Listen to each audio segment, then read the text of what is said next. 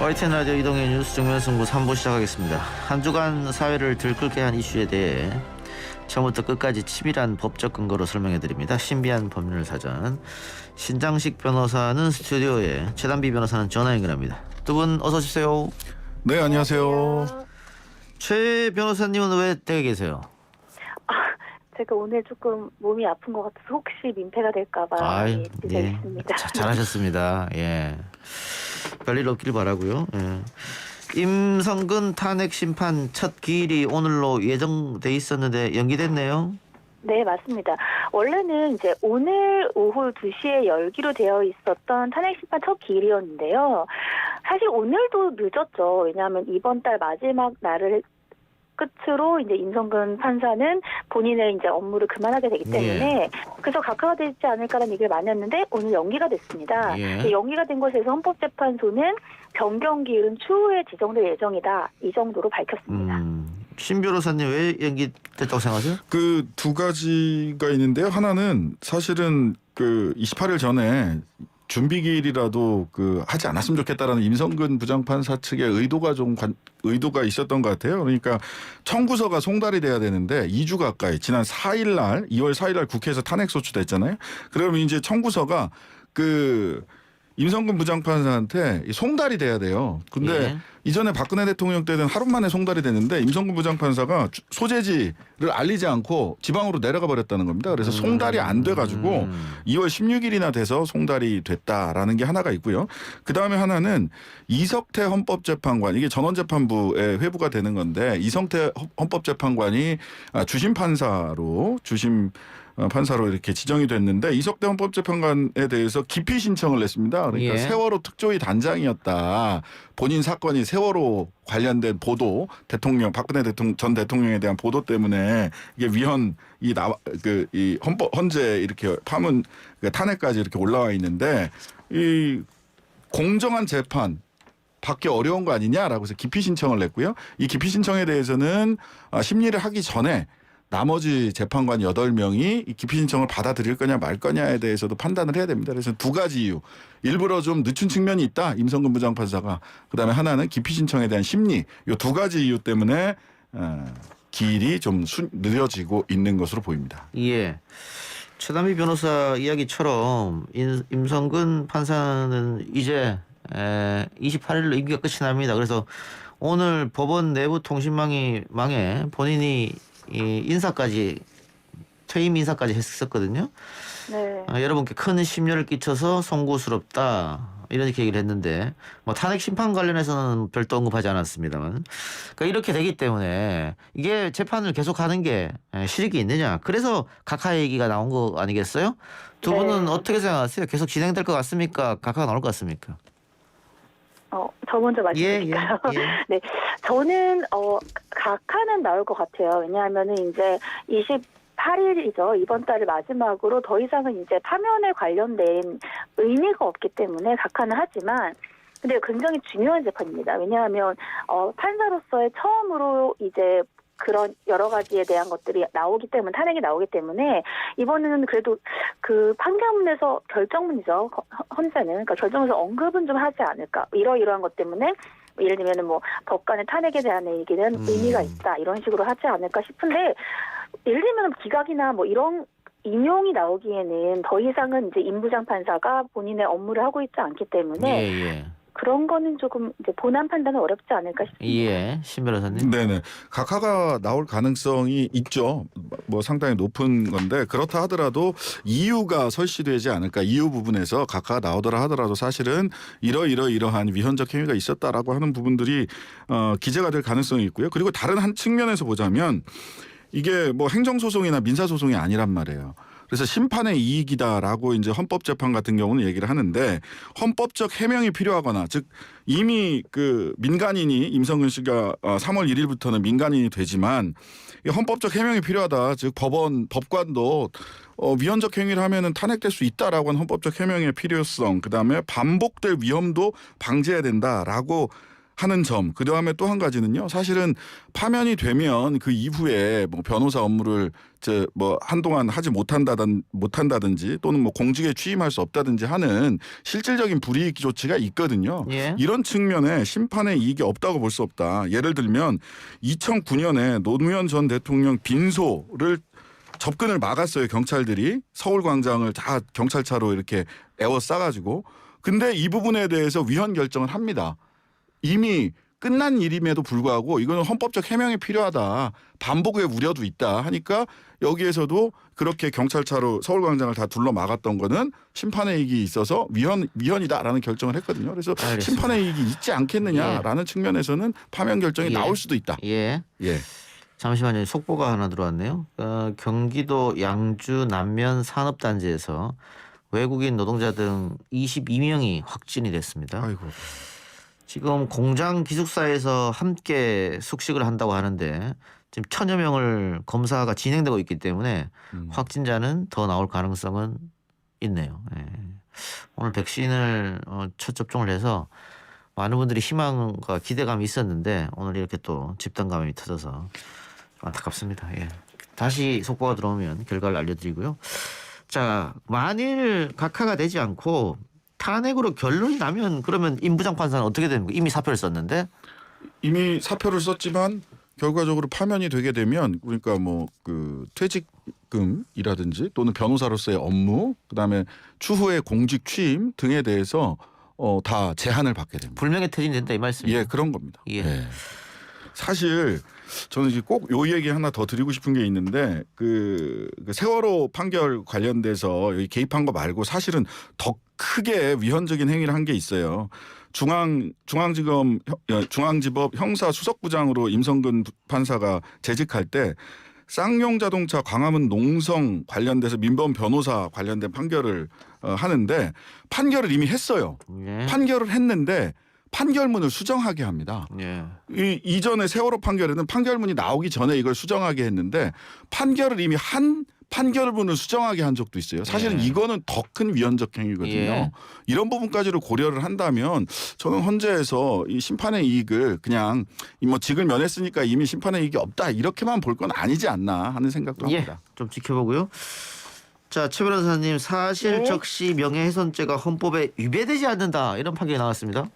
네, 그러니까 사실은 우리나라는 명예훼손죄가 크게 두 개가 있습니다. 그러니까 사실을 얘기를 해도 명예훼손죄가 될 수가 있고 거짓을 얘기해도 명예훼손죄가 될 수가 있는데 사실적시 명예훼손죄에 대해서 얘기가 굉장히 많았어요. 이게 표현의 자유랑 좀 부딪힐 수가 있으니까. 네, 예. 맞습니다. 그러니까 이번에 관련된 이제 헌법에 판결이 나왔는데 이 씨였습니다. 이 씨가 2017년 8월에 자신의 반려견에게 실명을 초래한 수의사의 진료 행위가 잘못됐다. 예. 이것을 SNS를 통해서 알리려고 했어요. 근데 이것을 알리면은 사실적시 명예훼손죄로 처벌받을 수 있다라는 것을 알게 된 거죠. 주변에 예. 이제 조언을 해서 예. 이런 것을 알게 돼서 내가 이것을 내 반려견 실명이 됐는데 왜 이것을 알릴 수 없느냐, 이것이 문제가 있지 않느냐라고 하면서 307조 1항에 표현의 자유가 있는데 내가 헌법의 표현의 자유를 침해됐다. 예. 그래서 헌법소원 심판 청구했는데요. 오늘 헌법에 위배되지 않는다라는 예. 헌법재판소의 판결이 나왔습니다.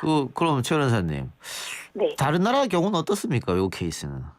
그러니까 굉장히 좀 달라요. 그러니까 이제까지 우리나라에서도 계속해서 이게 좀 문제가 있다. 왜냐하면 예를 들면 미국 같은 경우는 미국에서는 헌법에서 제일 굉장히 중요한 것 중에 하나가 표현의 자유거든요. 예. 그러니까 표현의 자유가 이런 것들에 의해서 침해될 수 있지 않느냐는 얘기가 나오는데 우리나라는 그러니까 과잉금지 원칙이라고 해서 이것을 알리는 것과 알리는 것에 의해서 사람이 명예훼손을 당하는 것이 문제가 많은 그런 과잉금지가 아직까지도 위배가 되지 않는다라고 하면서 이번에는 이제 합헌, 그러니까 아직까지는 처벌되는 게 가능하다라는 얘기가 나왔습니다. 예.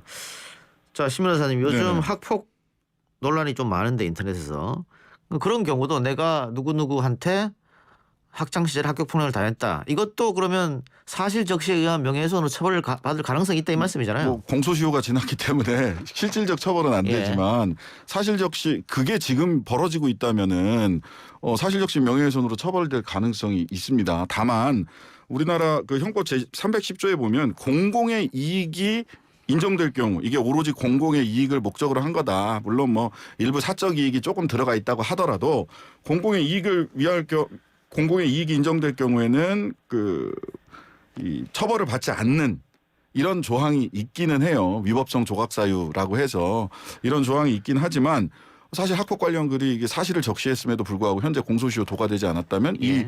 이 그 조항에 따라서 형법 제 307조 조항에 따라서 처벌의 가능성이 있습니다. 최 변호사님. 네. 갑자기 케이스가 생각나서 한번 여쭤보는데 그 배우자가 불륜을 저질러서 이제는 뭐 네. 간통죄로 처벌이 안 되니까 네. 그 회사에 찾아가서 네. 간통 사실 알리고 뭐 소리쳤다. 그럴 때도 사실적시 명예훼손이 성립됩니까? 네, 그거는 이제 형법이 아니라 정통망법, 보통은 이제 인터넷 쓰거든요, 많은 분들이. 예. 그러면 정통망법, 그러니까 정보통신망 비밀보호법에 따른 그런 명예훼손이 되고요. 아니면 직접 들어가면은 명예훼손이 되는 게 맞아요. 그래서 이제 최근에는 그런 것들은 이제 명예훼손이 된다는 것을 많은 분들이 알아서 이제 예를 들면 이혼소송 같은 경우에는 뭐 꽃을 보낸다거나. 네, 꽃을 보내면서 거기에 이제 화환 같은 걸 담습니다. 그런 것들도 있는데, 네, 그러니까 명예훼손이 안 되는 방법을 찾는 거죠. 근데 결론은 아직까지는 우리나라에서 오늘 보신 것처럼 그런 것들 이제 어떤 사람의 명예를 훼손하는 경우에는 명예훼손이 된다. 그래서 사실이라도 명예훼손이 된다. 그러니까 좀 주의하실 필요가 있다라는 말씀 드리고 싶습니다. 오늘 결과 어때요? 그 원사이드로 끝이 났습니까? 아니면 법관들 의견이 갈렸습니까? 완전히 갈렸습니다. 5대 4였어요. 5대 4. 예, 예. 6명이 되면 이제 위헌이 결정이 나는데 네. 5대 4였고 여기서 중요하게 얘기를 이게 합헌 결정을 하는데 두 가지 부분이 좀 중요한 게 있어요. 하나는 그 아까 말씀드린 그 위법성 조각사유 공공의 이익이 인정되면 사실적시 명예훼손으로 처벌받지 않는다라는 보완적인 조항이 있다는 점. 그 다음에 하나는 사실은 사생활의 비밀과 자유는 좀 보장돼야 되지 않느냐라는 거거든요. 그래서 그렇다면 저는 오히려 이게 입법적으로 해결될 필요가 있다. 사생활의 자유를 아무리 뭐 사생활의 자유는 보호하는 가운데서도 사생활의 자유는 사실적시를 하더라도 명예훼손을 인정하는 가운데서도 나머지 부분은 사실적시 명예훼손을 좀 삭제하는 방향으로 입법적 보완의 방식도 있다. 오늘의 헌재 결정을 그대로 그 취지를 받아들인다면 이런 방법도 있어 보입니다. 근데 뭐 이게 지금 처음이 아니고 예를 들면 간통죄 같은 경우에도 꽤 오랫동안 헌재에서 계속 다루다가 최근에 이제 폐지가 됐지 않습니까? 네네. 낙태죄도 마찬가지고. 그러니까 최근 들어서 헌법재판소가 약간의 진보적 판단을 하는 경우가 생겼다. 예전에 혼인빙자 간음죄 같은 것도 뭐 없었으니까 이제는. 네네. 그 이번에 5대 4면은 신문선 선생님 어때요? 다음에는 바뀔 수도 있습니다. 가능성이 있다. 가능성이 있습니다. 최 변호사는 어떻게 보십니까? 저도 가능성이 있다고 생각을 합니다. 그러니까 왜냐하면 이 사실적시 명예훼손 같은 경우에는 표현의 자유와 굉장히 좀 첨예하게 충돌하는 부분도 있고 사회적으로 점점 근데 내가 이런 얘기를 하고 싶은데 이게 죄가 된다는 것에 대한 좀 부담감이 많거든요. 그래서 좀 지나면 저도 이제 헌재 결정이 달라질 수 있는 여지가 충분히 있다고 생각합니다. 특히나 실제로 이제 뭐 권력이나 돈을 가지고 있는 분들 같은 경우는 그분들의 그 어떤 비리나 이런 게 폭로됐을 때조차도 사실임에도 불구하고 사실적시 명예훼손으로 압박을 하는 경우들이 왕왕 있기 때문에 사실은 뭐 권력 있는 사람과 돈 많은 사람들의 명예를 훨씬 더 많이 보호하는 거 아니냐 실질적으로 표현의 자유를 침해할 뿐만 아니라 뭐 이런 측면이 있기 때문에 저는 이거 뭐 시간의 문제다 이런 생각이 듭니다. 시간입니다. 근데 아까 최 변호사님이 정보통신망법 이야기를 하셨는데 네. 그 언론에서는 실명을 공개하고 기사를 쓰는 경우 많잖아요. 네. 언론은 그럼 해당되지 않습니까? 이 사실. 그러니까 형법에서 예외적으로 죄가 안 되는 걸 정해놓은 게 있는데 그것이 이제 예를 들면은 뭐 언론이라든지 공공의 이익을 위해서 왜냐하면 우리가 알아야 되는 것들이 있잖아요. 정말 일반 국민들이 알아야 되고 시민들이 알아야 되는 이런 것들은 알려줄 수 있고 또 우리가 알 권리가 있으니까 그런 것들은 처벌을 안 받는 규정들이 있습니다. 그러니까 공공의 이익이 된다라고 하면 처벌을 받지 않는 거죠. 공공의 이익에 위배되지 않는다면 공공의 이익을 위한다면 처벌하지 않는다. 네. 알겠습니다. 그 뭐 1인 미디어도 해당됩니까? 유튜브나 1인 팟캐스트나. 미디어 같은 경우에는 아직까지 언론법에 따라서 언론으로 보장이 되지는 않지만 그런데 그거는 또 달라요. 예를 들면 방송법에서 방송이 아닌 것뿐이지 예를 들면은 공공의 이익에 따라서 할 수는 있기 때문에 저는 충분히 적용될 수 있다는 생각이 듭니다. 네. 이 결과적으로 이 형법전에 있는 사실적시 명예훼손죄는 시간이 지나면 사라질 가능성이 매우 높고요. 대신해서 민법에서 그 손해배상 민법상 손해배상 또 여기에 이제 뭐 징벌적 손해배상 이렇게 해서 개인의 사생활의 비밀과 자유조차도 침해하는 사실이니까 우리는 표현의 자유가 있어라고 하면서 이것까지 침해하는 부분들은 사실은 예. 민법에서 손해배상으로 해결해 가는 방향이 되지 않을까. 간통죄가 헌법에서 사라졌지만 위자료나 손해배상은 민사소송에서 다 인정이 되고 있거든요. 알겠습니다. 그 방향으로 가지 않을까 예. 싶습니다. 1인 미디어가 그 공공이익 조항에 포함이 안 된다고 하니까 팟캐스트 40만 구독자를 가지고 있는 또 유튜브 33만 구독자를 가지고 있는 저는 조심하도록 하겠습니다. 이 앞으로. 자, 다른 주제로 넘어가 보죠. 경찰이 최근 윤석열 검찰총장 장모의 수천억 원대 납골당 편취 개입 의혹에 대해서 재수사를 한다고 했습니까? 어떻게 된 겁니까? 재수사를 하도록 경찰에서 사실 그 무혐의 의견으로 검찰에다 송치를 했거든요. 예, 사건을. 근데 예. 이제 중앙지검 형사 3부에서 요거 보완 수사, 이게 형사소송법이 바뀌어가지고 이제는 수사 지휘를 하는 게 아니라 이거 수사를 좀 보완해 주세요. 보완 수사를 해주세요 하고 요구를 하는 거거든요. 그래서 지난 1월 8일, 1월 9일 요쯤 1월 초에 중앙지검에서 경찰에게 보완 수사 명령을 보완 수사 요청을 한 것으로 알려졌습니다. 근데 신 변호사 말대로 앞서 경찰이 불기소 의견으로 넘긴 거 아닙니까 이건? 그러니까 맞습니다. 그 당시에 서울지방경찰청에서 1년 정도 수사를 했습니다. 그래서 불기소 의견이죠. 각하 의견으로 검찰을 송치를 했는데, 근데 그 이유가 이제 그 윤 총장의 장모가 2013년에 부동산 경매 과정에서 통장 잔고 증명서를 위조한 혐의, 그러니까 사문서 위조죠. 이걸 이미 재판을 받고 있으니까 굳이 이걸 다시 할 필요가 없다라면서 각하를 했습니다. 근데 그때에도 사실은 좀 봐주기가 아니냐 이런 논란이 있긴 했었어요. 그래서 이번 과정에서 다시 한번 재수사를 하면서 명백히 밝히는 것도 검찰이나 경찰이 나쁜 것은 예. 아니라고 생각이 듭니다. 근데 검찰에서 만일 불기소를 했다고 하면 제 식구 감싸기 아니냐 의심이 들만도 한데 경찰에서 불기소는 경찰이 뭐 윤석열 총장을 감싸게 할 이유가 있습니까? 사이도 별로 좋지 않은 것 같은데. 여튼 그건 보기에 따라서 다를 것 같은데요. 그 전에 근데 이제 윤석열 총장 관련해서 그 윤대진 검사장의 형인 윤우진 전 용산 세무서장 관련된 사건에서도 보면은 경찰이 눈치를 많이 보더라고요. 보니까 이 사건 말고도 윤 총장의 아내 뭐 주가 조작 혐의도 있는 도이치모터스 것이고. 주가 조작 혐의 있고요. 그다음에 의료법 위반 사건도 있습니다. 아까 최 변호사님 말씀하셨던 가짜 잔고증명서 사건, 이거 의정부지검에서 지금 재판 진행 중에 있고요.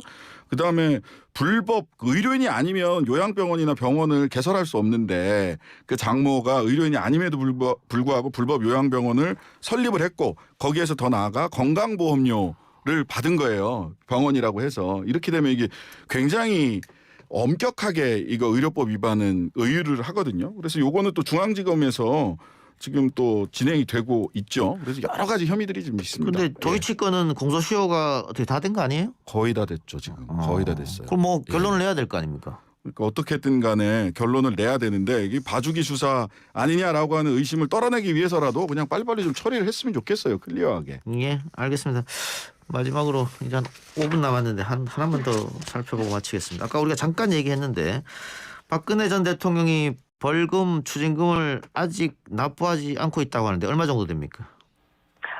이 국정농단과 국가정보 특수활동비 이런 관련돼서 유죄확정판을 받아가지고 지금 벌금이랑 추징금이 나왔는데 아직 납부를 하지 않고 있고요. 예. 지금 알려진 바로는 확정된 벌금이 180억, 그리고 추징 명령이 35억, 그래서 총 215억 정도가 된다라고 알려져 있습니다. 이거 계속 이렇게 안 내고 있으면 어떻게 되는 거죠? 안 내고 있으면 동결된 재산이 있어요. 그러니까 이 재판을 하면서 먼저 추징 보전 청구라는 걸 해가지고 이 결론이 나지 않았지만 판결이 확정되지 않았더라고 하더라도 재산을 먼저 처분하지 못하도록 일단 동결을 시켜놓은 게 있습니다. 예. 이 동결된 재산에 대해서 이제 집행을 하는 거죠. 경매에 넘긴다거나 하는 일들을 하게 되는데요. 그 박 전 대통령 보유 재산이 한 60억 원 수준으로 지금 알려져 있거든요. 예. 그 동결 재산 처분에도 벌금 215억이니까 다 내지는 못하고 그러면 이제 혹시 숨겨놓은 다른 재산이 있는지 더 찾아가는 과정들이 지금 복역 중에 박근혜 대통령이 수감돼 있는 중에 계속해서 뭐 진행이 되지 않을까 싶습니다. 지금 그러면 동결된 재산이 60억 정도 되는 겁니까? 네. 그러니까 추징 보전으로 받은 게 60억 정도 되는 걸로 알려져 있습니다. 예. 그런데 아까 얘기한 대로 215억을 총 내야 되니까 네. 결국은 꽤 많은 돈을 납부가 이제 불가능할 텐데 네. 그렇게 될 경우에는 그냥 못 받고 끝이에요? 아니면 어떻게 돼요? 그러니까 이게 투징명령이랑 벌금이 좀 달라요. 근데 투징명령 같은 경우에는 이미 60억을 먼저 다 잡아놓은 거죠. 혹시 안 낼 걸 대비해서. 예. 투징명령은 60억보다 작으니까 35억이니까 예. 거기서 돈을 낼 수가 있어요. 근데 예. 그 뒤에 벌금 같은 경우에, 그러니까 투징명령은 원래 환영이라고 해가지고 예를 들면은 교도소 내에서 노역장에서 노역을 못해요. 투징은. 근데 벌금은 할 수 있거든요. 아하. 그래서 벌금 180억이 있기 때문에 환영유치제도라고 해서 노역장에서 노역을 할 수가 있습니다. 그러니까 예. 최대 1일 이상 3년 이하까지 노역은 할 수가 있는데 문제는 돈을 너무 많이 내야 되는데 3년밖에 벌금 환영이 못 하잖아요. 예. 그러니까 항상 이렇게 나올 때는 이제 뭐 황제 노역이다 이런 예. 얘기들이 나올 수밖에 없는 상황입니다. 노역 하루에 뭐 몇천만 원씩 이렇게 되는 네, 계산하면 그런 거예요. 네. 그러니까 180억을 3년으로 3년 곱하기 365로 그냥 나눕니다. 그래서 하루에 그래 노역 비용이 얼마인지가 이제 딱 거꾸로 계산을 하면 그 얘기가 나오는 거죠. 예. 그래서 황제 노역이다. 무슨 하루 일당이 수천만 원이냐 이런 예. 얘기가 나오게 되는 근데 겁니다. 박 전 대통령이 지금 고령이고 그 건강이 좋지 않아서 병원도 계속 왔다 갔다 한다고 하는데 노역을 할 수 있을까요? 못하지 않을까 싶은데요. 사실은. 예. 그래서 벌금을 안 내고 그냥 버티면 달리 어떻게 해볼 수 있는 방법은 없다. 예. 예. 그러면 그 확보한 60억 중에 추징 명령 35억을 빼면 25억이 남지 않습니까? 네네. 그 돈은 네. 어떻게 됩니까? 그건 벌금으로 이제 벌금 못 낸 거를 할 막을 수 수 있고. 있는데 나머지 걸 이제 더 이상 추징 보전을 한 게 없잖아요. 예. 그런 부분들 대해서 이제 또 환영을 해야 되는데 아까 신 변호사님 말씀하신 것처럼 환영에 대한 금액이 하루에 일당이 너무 많이 되는 그런 문제가 발생하는 거죠. 근데 이명박 전 대통령도 추징금을 아직 안 냈다면서요? 네. 이명박 대통령 같은 경우는 지난해 10월에 징역 17년에 벌금 130억, 추징금 57억 8천만 원. 하여튼간에 대통령들 하시면 이제 벌금이나 이게 뭐 100억대로 다 넘어가는데요. 검찰 같은 경우 판결 확정 후에 이 전 대통령의 벌금 및 추징금 납부 명령서를 보냈는데 잦은 납부 이뤄지지 않고 있고요.